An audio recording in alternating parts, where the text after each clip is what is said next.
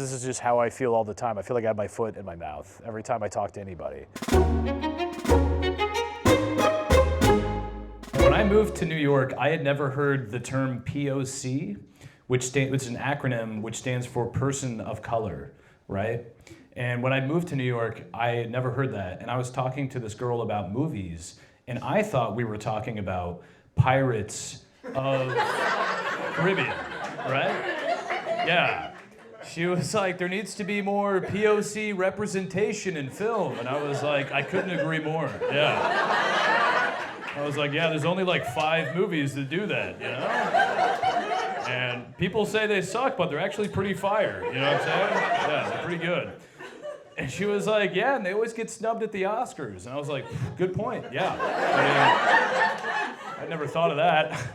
I didn't even know that was a take you could have on Pirates of the Caribbean. And she went on, she was like, yeah, and they keep casting non-POC actors to play POC roles. And I was getting fired up. I was like, thank you. They got to get Orlando Bloom back in those things, right? They got to get Johnny Depp back in there. I don't care what he did, you know? Put him back in. And she was like, well, they're white. And I was like, right.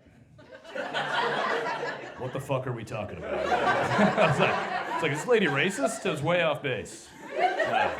No idea what was going on. So yeah, I'm dumb. We've established that.